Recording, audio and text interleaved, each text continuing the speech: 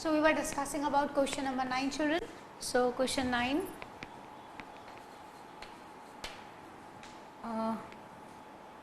how is soil formed?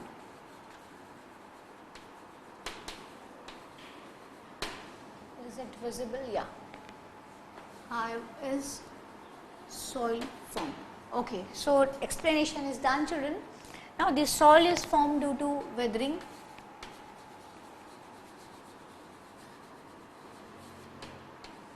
And the decomposition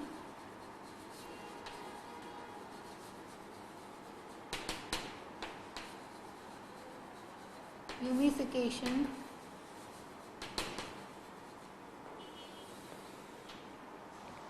and mineralization.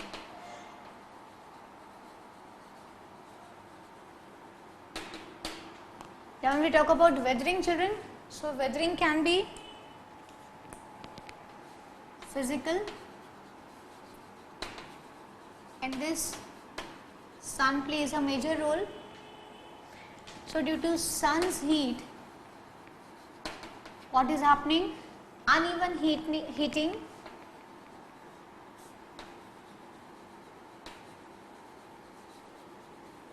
heating of rocks and regular expansion and contraction.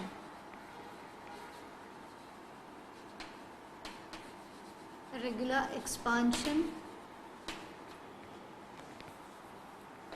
and contraction. So, what is formed, children? Cracks are formed.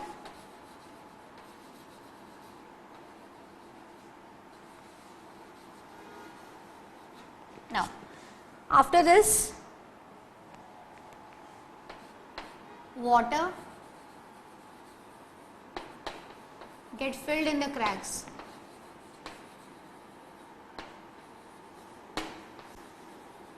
What happens? Water gets filled in the cracks, and flowing water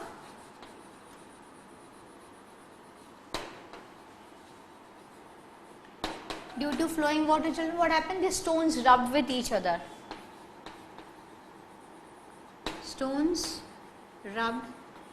Stones get rubbed with each other.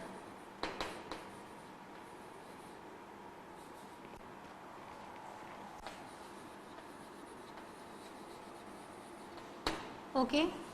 Same happens with the wind also. The stone get rubbed with each other, and the temperature, again along with the sun the temperature has come, so there is no need to mention now temperature. So, wind also the same thing happens. So, this is the physical weathering. Now, if we talk about the chemical weathering, children,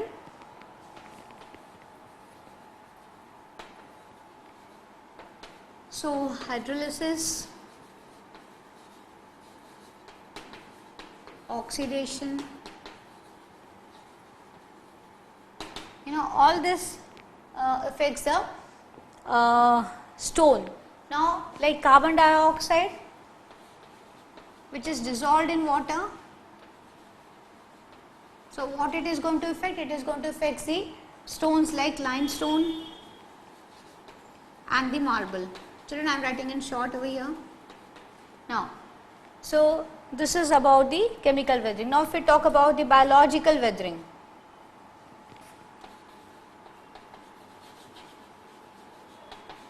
so biological weathering includes the growth of the plants like lichens and the mosses.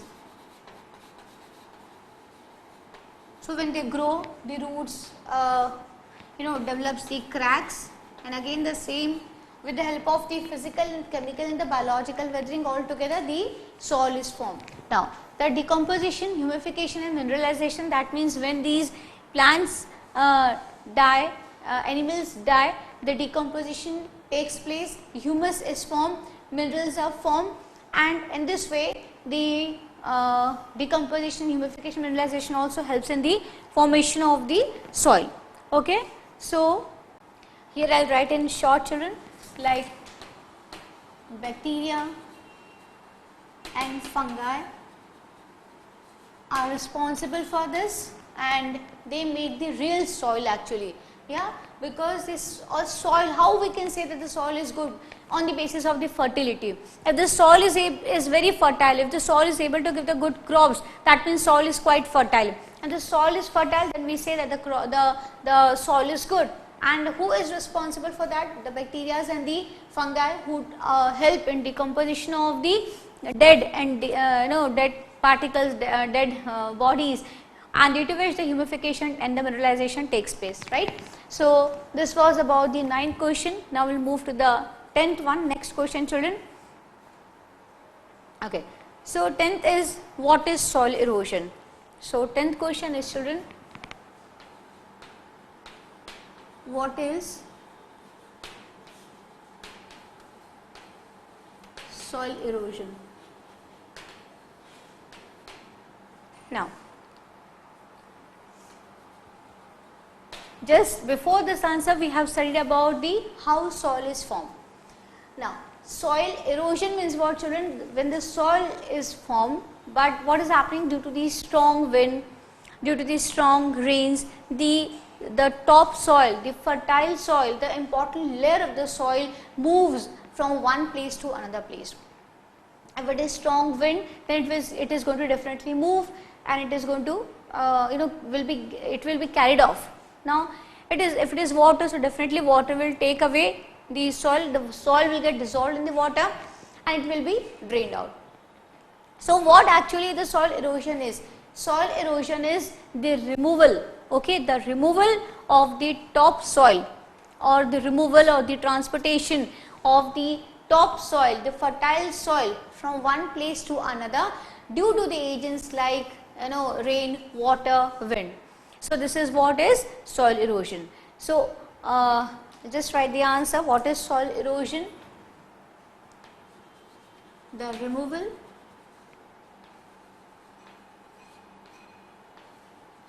or transportation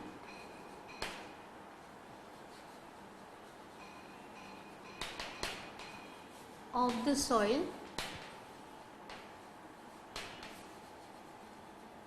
from one place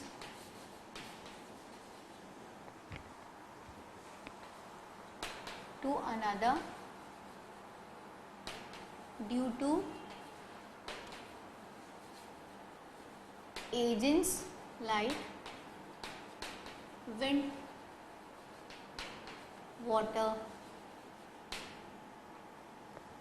right. So this is what is soil erosion.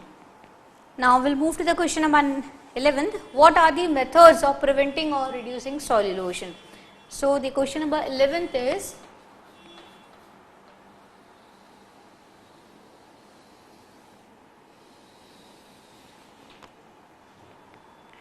so it is, what are the methods? What are the methods of prevention of soil erosion? Okay. So how this soil erosion can be prevented, children? The first thing which I will say is plantation. Definitely plantation. See, when the rain falls on the naked earth, okay, when it is not covered by the plants, so what will happen? Definitely it is going to harm the top layer, and the top layer is going to it will get washed away. It is going to move along with the water.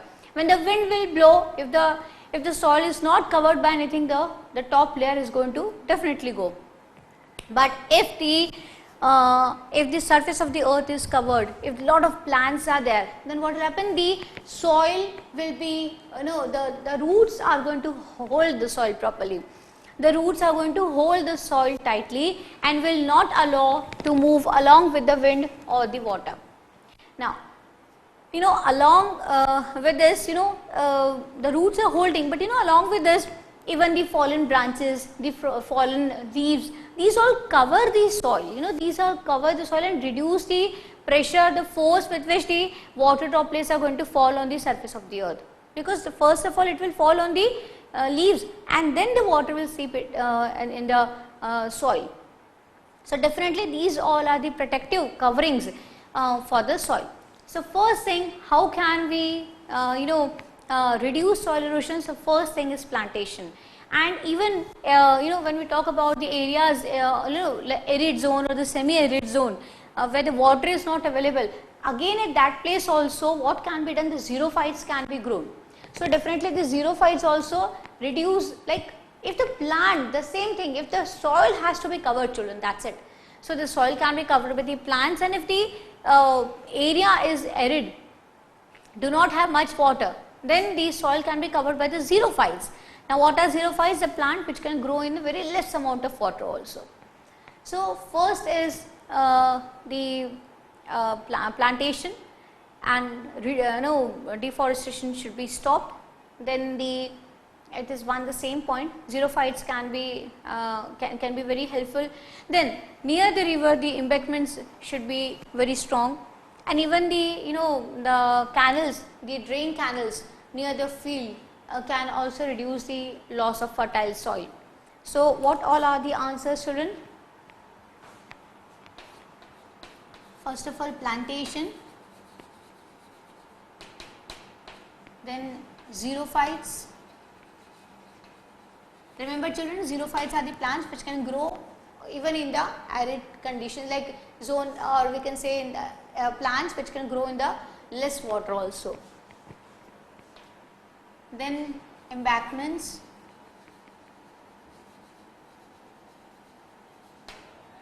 near the river.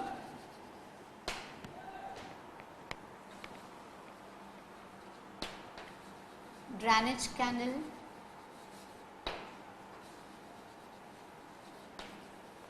near the fields, and even the terrace farming.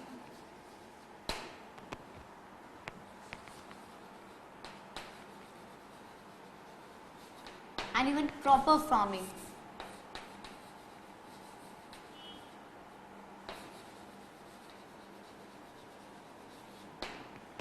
So now terrace farming, I added one more.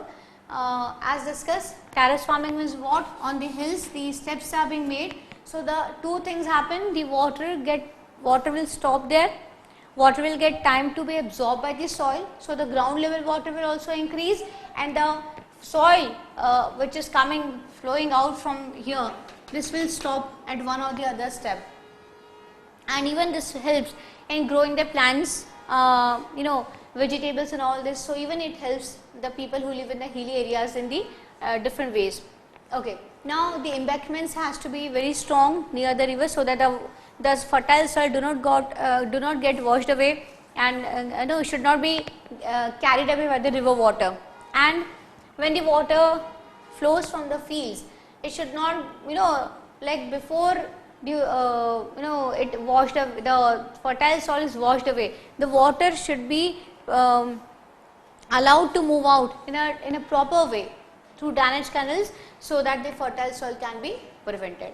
So all these are the measures how we can prevent the soil erosion. Now we will move to the next question, children. Question number 12 now. And what are the different states in which water is found during the water cycle? What are the different states?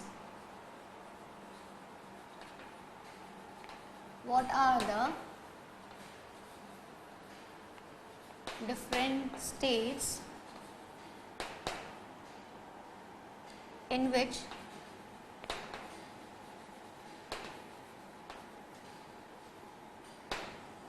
water is found during water cycle? Okay. Now the question is, what are the different states in which water is found during the water cycle? Okay. So see, first of all, what are the states means if the sea water is there, the ocean water is there, from the water bodies the water is going to be evaporated.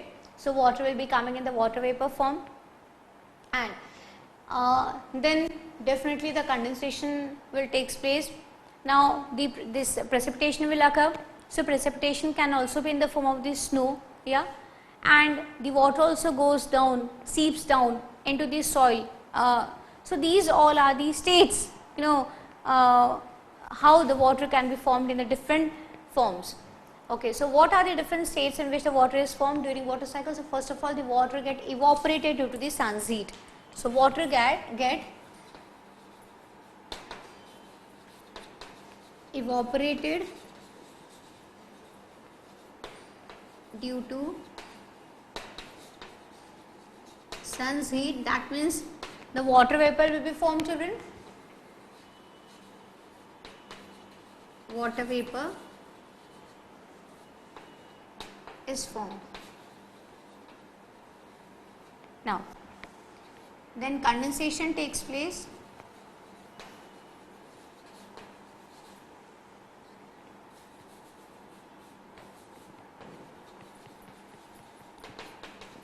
And due to which the precipitation occurs, and even this can be in the form of the rain, snow, and even some of the water flows down. So, underground water.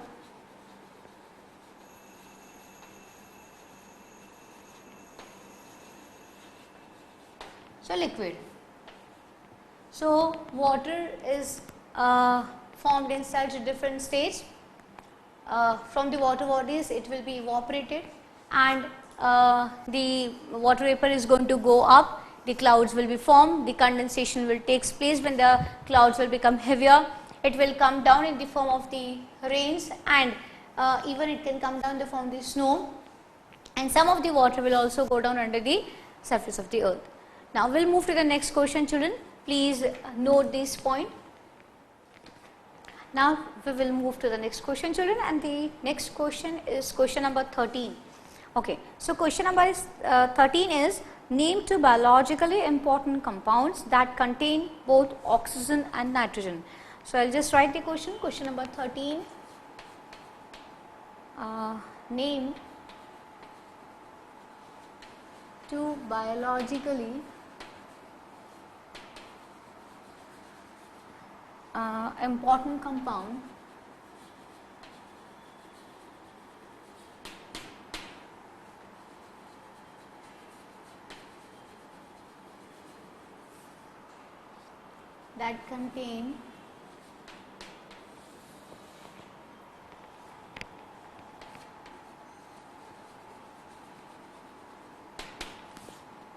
that contain both oxygen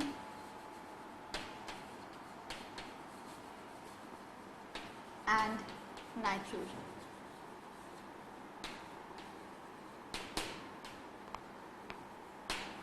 Okay. So, the question is, children, that they have asked the name of the organic compounds which are important also, and in which the nitrogen and oxygen both are present. Okay. So, they are talking about the living organism. So, in which the name of the organic compound which is present in the living organism and which contains not only nitrogen but also oxygen. So, none other than nucleic acids,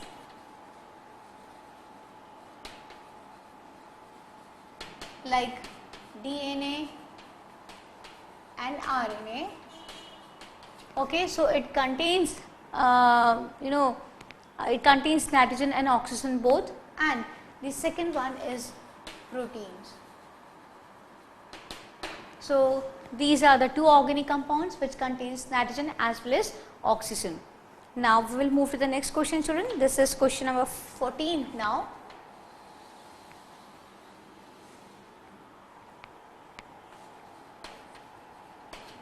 Okay. So, list any three human activities which could lead to an increase in carbon dioxide content of air. Okay, so they are asking about the activity which is responsible for the increase in carbon dioxide. Actually, see children, I will just write the question and then we will discuss. Any three human activity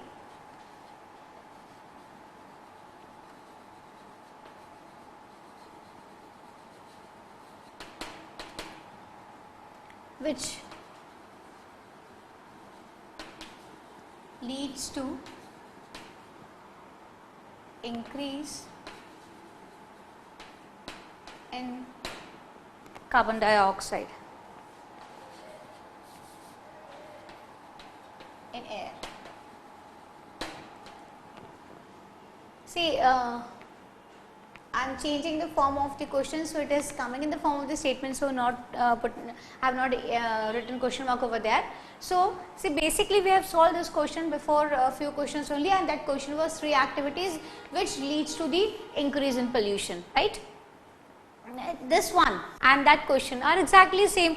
When we are talking about the increase in carbon dioxide, that means we are talking about the increase in pollution only, isn't it? See, we know that carbon dioxide is very important for us, yeah. That is the reason we have a suitable temperature on the surface of the earth. But the carbon dioxide become pollutant, yeah. Carbon dioxide harms us, or carbon dioxide is creating problems because as the global warming or increase in pollution only when the level of carbon dioxide is increased. And definitely with our activities we all are doing that, isn't it? So again the same answer I will give it to you, and that is deforestation and the use of the or the burning of the fossil fuels, children. So deforestation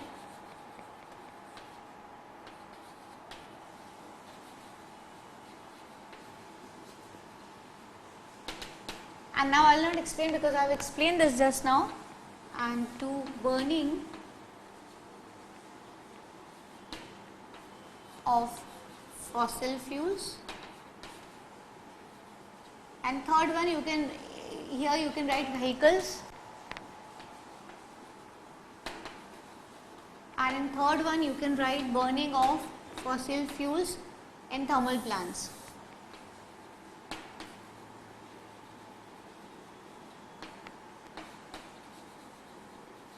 Okay. So burning of fossil fuels in vehicles and the burning of fossil fuels in thermal plants. I have not written in detail. So these three are the activities which are responsible for the increase in carbon dioxide, and when the carbon dioxide is going to increase, definitely it is going to increase the pollution. So now the next one, and this will be the question number 15. And the 15th question is, what is a greenhouse effect? What is the greenhouse effect? Now see children, actually these the earth actually greenhouse effect is what, when the house which is made up of glass, yeah, when the house which is made up of glass, just to explain that what exactly greenhouse is. And in this glass house the rays or the sun rays will be coming inside, yeah. But when these rays will come inside, we all know that few rays will be reflected back. So, but the rays will come inside, but the rays or the carbon dioxide which is removed by the plants, which is which is being formed, not removed by the plants will be taking in carbon dioxide. But the water vapor which is formed, the carbon dioxide which is there, so that will not get they won't be able to these things will not be able to leave the glass house, will not be able to leave the house that is made up of glass. And when the carbon dioxide will be there and water vapor will be there, so definitely what they will do, they will trap the sun's heat, and when they will be trapping the sun's heat, so what will happen, the temperature of that house will increase, and it will be more, the temperature inside that glass house will be quite more than the temperature which is outside that glass house. Same is happening with the earth, and see, this is a greenhouse effect. But when we talk about the earth. So earth also acts as a greenhouse effect, that when the sun's rays come inside, it falls, few rays are absorbed and few are reflected. But due to the presence of the carbon dioxide, methane and water vapor, what will happen? These all traps the sun's heat and do not allow them, the lights, this are not allowed to go back. So this is what greenhouse effect, and this greenhouse effect give rise to the global warming. What is the global warming? Global warming is the increase in the temperature of the earth. Yeah, so overall increase in the temperature of the earth is known as what? Global warming. So what is greenhouse effect?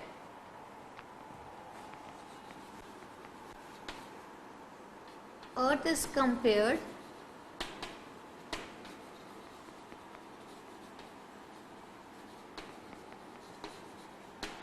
with the house, with the glass house. Okay, now glass house which allows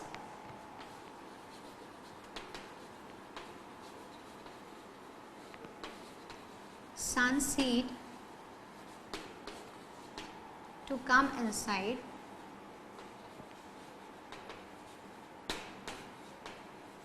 but carbon dioxide, water vapor and reflected infrared rays could not escape the house.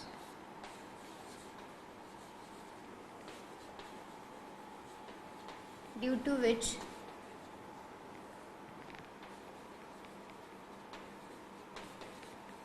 the temperature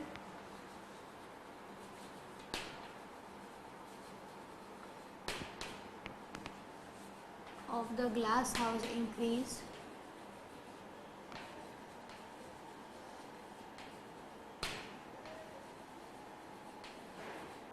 and when we talk about the earth, yeah, and when we talk about the earth, give rise to global warming.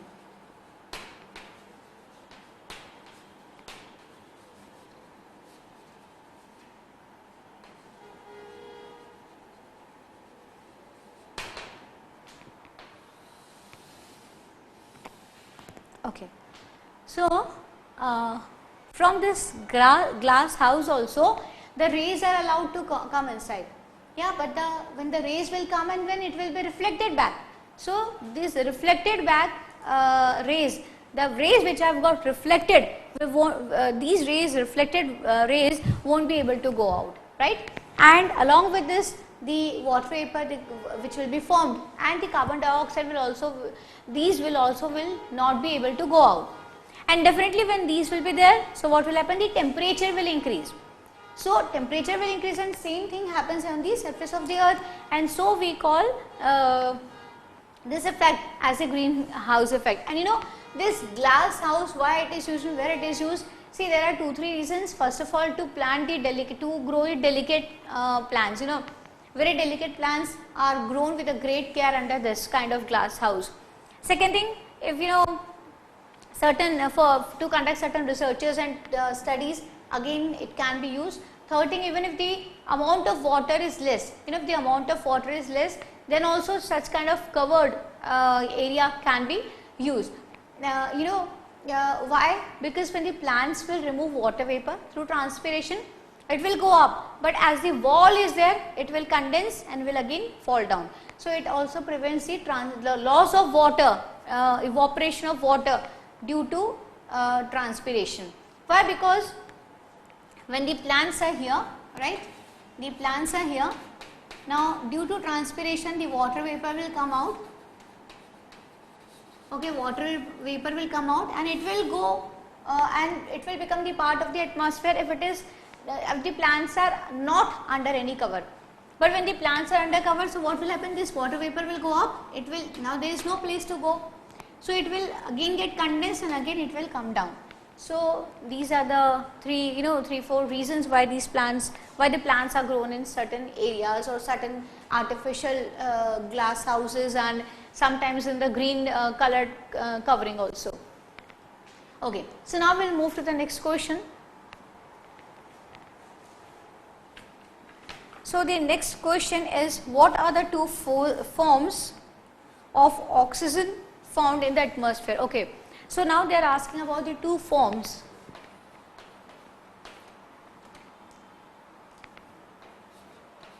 Two forms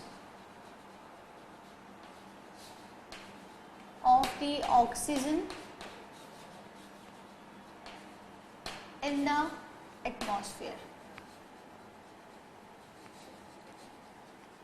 Okay. So in the atmosphere, obviously children, oxygen and ozone. So in these two forms, oxygen is present in the atmosphere. Okay. So now we will be talking about the NCERT exercise, children. So I will just we'll move to the first question of the NCERT exercise. Why is the atmosphere essential for life? Now, why is the atmosphere essential for life? So we have discussed that why is it essential, children? Atmosphere acts as the protective blanket, it maintains the temperature, plus it also, like ozone, the presence of ozone also protect us from the UV rays.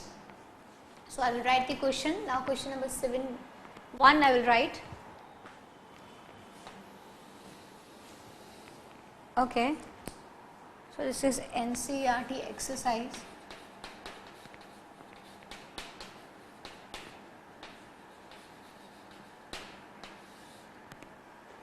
So one is, why is atmosphere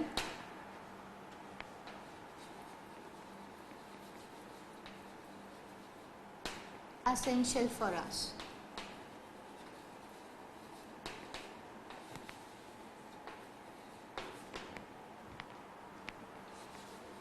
Okay, so it acts as a protective blanket. I will not go in detail because explanation is just now done before few questions only. So acts as a protective shield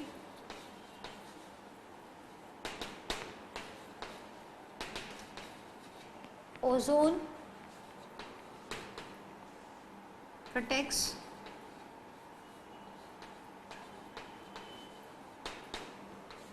from harmful UV rays and carbon dioxide, water vapor,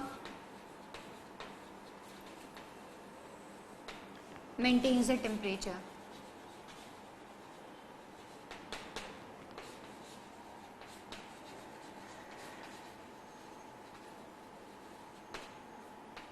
Between day and night, and in fact in the whole year also, right? So now we'll move to the next question, children. Please note this.